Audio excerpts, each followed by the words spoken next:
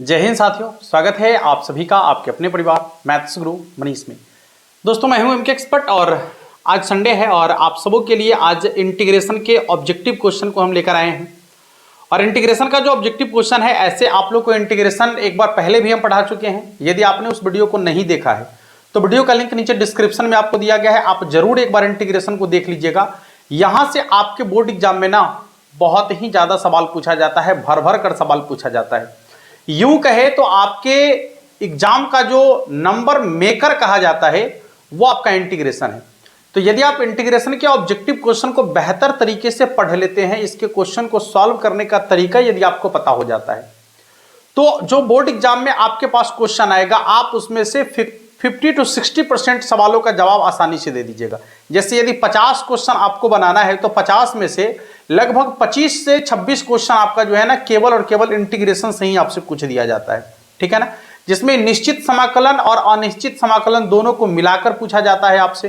तो बहुत ज्यादा इसका जो है ना आपके एग्जाम में बहुत ज्यादा आवश्यकता है, इसलिए इंटीग्रेशन के ऑब्जेक्टिव क्वेश्चन को आपको एक एक करके समझने की जरूरत है। और हमारा जो पढ़ाने का तरीका है जिसमें आपको ऑब्जेक्टिव क्वेश्चन को ऑब्जेक्टिव तरीके से सॉल्व करने का तरीका बताया जाता है, वो सबसे अलग और सबसे नायाब होने वाला है, ठीक है ना। हाँ, जो बच्चे पहले से जान रहे हैं उन्हें बिल्कुल जानकारी है। जो नए लोग देख रहे हैं इस वीडियो को, बस एक बार चैनल को सब्सक्राइब कर लीजिएगा, ठीक है ना। और यदि वीडियो को शेयर नहीं किए हैं तो कर दीजिएगा, ठीक है ना, क्योंकि ये बहुत ही ज्यादा इंपॉर्टेंट सेशन होने वाला है आप सबों के लिए।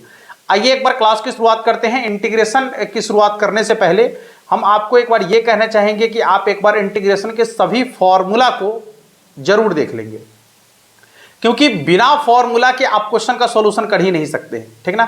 तो एक बार सब लोग इंटीग्रेशन के फॉर्मूला को जरूर देख लीजिएगा। जितने भी फॉर्मूला आपको पढ़ाए गए हैं टोटल फॉर्मूला को देख लीजिएगा, ताकि इंटीग्रेशन के क्वेश्चन को सॉल्व करने में आपको कोई समस्या ना हो, ठीक है। आइए, सवाल आपके सामने में है, एक क्वेश्चन आपके सामने में है, आप सब लोग इस क्वेश्चन को एक बार देखेंगे पहले, ठीक है ना। सवाल कह रहा है कि tan x plus cot x का इंटीग्रेशन। चलिए थोड़ा वेट कर लेते हैं। tan x plus cot x का इंटीग्रेशन क्या होगा, देखिएगा आपके सामने जो सवाल है इसमें tan x plus cot x का इंटीग्रेशन आपसे पूछा गया है।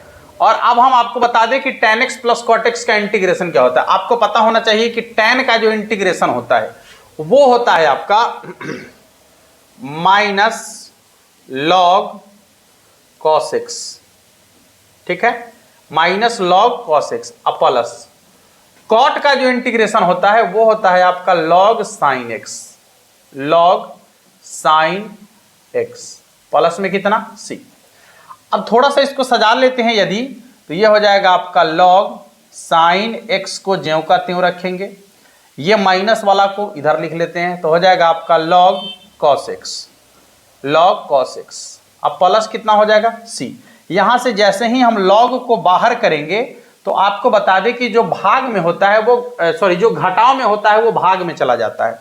इसका हो जाएगा आपका sin x के बटा में cos x, ठीक है ना, sin x के बटा में cos x, क्योंकि ये घटाव में था तो जो घटाव में रहेगा वो भाग में चला जाएगा। प्लस क्या हो जाएगा आपका c, तो log sin x बटा में cos x, sin बटा cos यानी क्या हो जाता है tan, इसका हो जाएगा आपका log tan x, log tan x अब प्लस में कितना हो जाएगा c, जो कि आपके ऑप्शन नंबर ए में आपको दिख रहा है, ठीक है ना, आपके ऑप्शन नंबर ए में आपको दिख रहा है। क्लियर हो गया सभी लोगों का।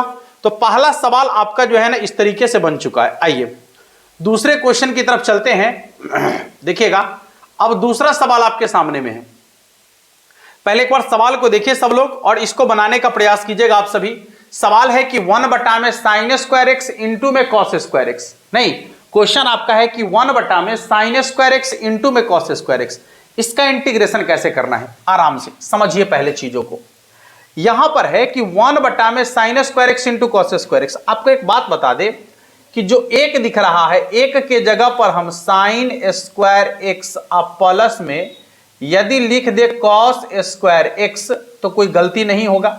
जो एक है एक के बराबर में हो जाता है sin square theta plus cos square theta, लिख दिए। जो बटा में है उसको ज्यों का त्यों लिखेंगे।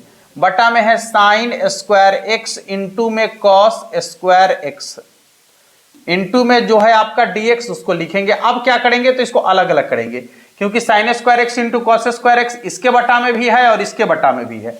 चलिए अलग अलग कर लेते हैं। तो ये हो जाएगा आपका साइन स्क्वायर एक्स बटा में साइन स्क्वायर एक्स इंटू में कॉस स्क्वायर एक्स dx, ठीक है ना। और प्लस कितना हो जाएगा, कॉस स्क्वायर एक्स बटा में साइन स्क्वायर एक्स और इंटू हो जाएगा आपका कॉस स्क्वायर एक्स, ठीक है।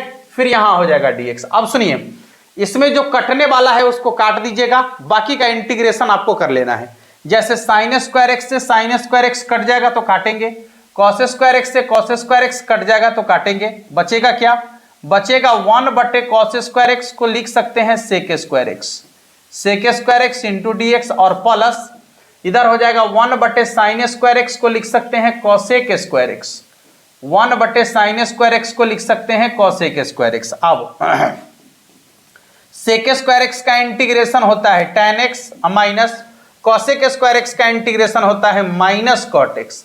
अब प्लस में क्या हो जाएगा c, तो इसका हो जाएगा आपका tan x minus cot x plus c, जो कि आपके ऑप्शन नंबर बी में आपको दिख रहा है, ठीक है ना। ये क्वेश्चन आपके ऑप्शन नंबर बी में आपको दिख रहा है। देखिए सवाल का लेवल आप देखेंगे तो आपको पता चलेगा कि ये क्वेश्चन किस लेवल का है।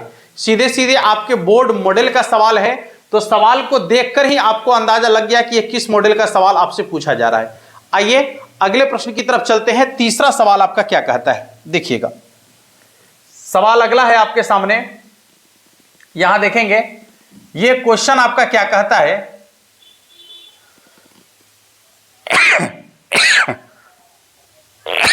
सॉरी,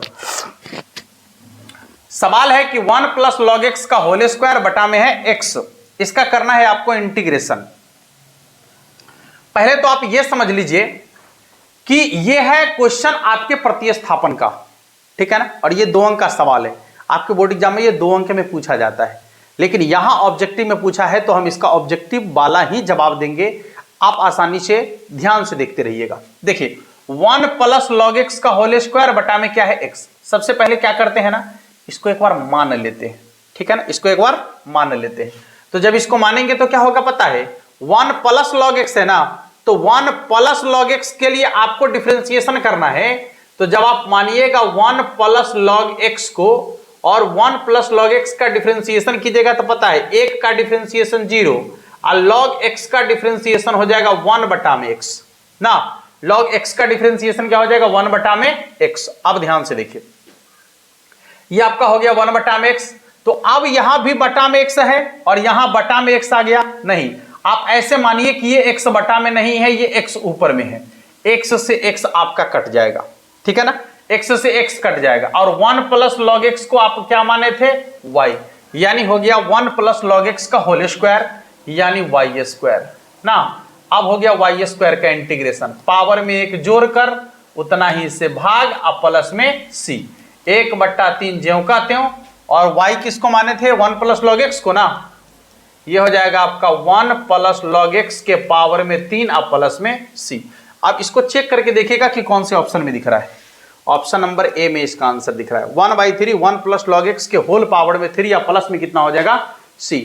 कुल मिलाकर आप यदि समझेंगे तो इस क्वेश्चन का ट्रिक क्या कह रहा है हमारे हिसाब से, वो हम आपको बताने का प्रयास कर रहे हैं।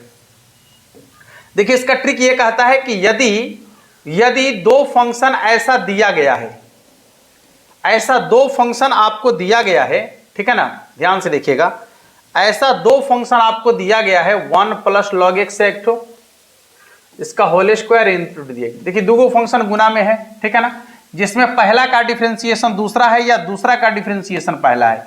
तो ऐसे क्वेश्चन का इंटीग्रेशन हो जाता है, ठीक है ना, जो फंक्शन है उसके पावर में 1 जोड़कर उतना ही से भाग कर देना है। जैसे इसका डिफरेंशिएशन करने से यह आया ना, तो यह है फंक्शन और यह है डिफरेंशिएशन। इसका हो जाएगा 1 प्लस लॉग एक्स, पावर में 1 जोड़ना है उतना ही से भाग, अब प्लस में सी सॉरी, प्लस में क्या हो जाएगा आपका c, यानी इसका हो जाएगा 1/3 1 प्लस लॉग x के पावर में 3 अब प्लस में कितना हो जाएगा c। तो आपको ऐसा तब करना है जब 2 फंक्शन आपको गुना में दिख जाए, जब 2 फंक्शन गुना में रहे और पहला का डिफरेंशिएशन दूसरा हो या दूसरा का डिफरेंशिएशन पहला हो, ठीक है ना। इसके बाद इंटीग्रेशन करने के लिए आपको क्या करना है कि जो फंक्शन दिख रहा है उसके पावर में एक जोड़कर उतना ही से भाग कर देंगे तो आपका जो है ना इंटीग्रेशन बन जाएगा। क्लियर हो गया सभी लोगों का? अगला सवाल ध्यान से देखेंगे, इधर देखिएगा। अच्छा, ये तो आपका सीधा सीधा जो है ना ये फॉर्मूला ही है। इसका हो जाता है 1/2a log x plus a और बटा में x माइनस a। ठीक है ना?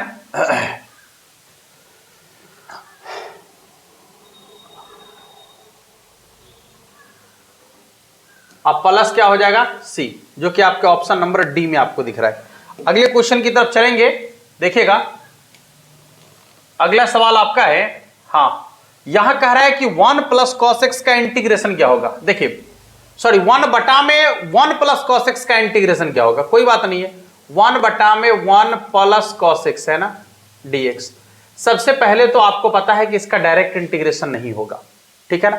तो आपको क्या करना है पता है, 1 प्लस कॉस एक्स का फॉर्मूला लगा देना है।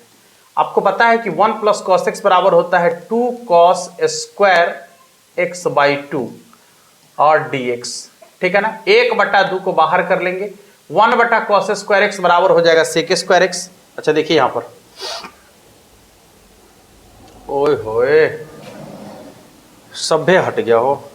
अच्छा कोई बात नहीं, चलिए देखिए, इसको लिख सकते हैं यहां पर dx बटा में 2 into cos square x by 2, ठीक है ना।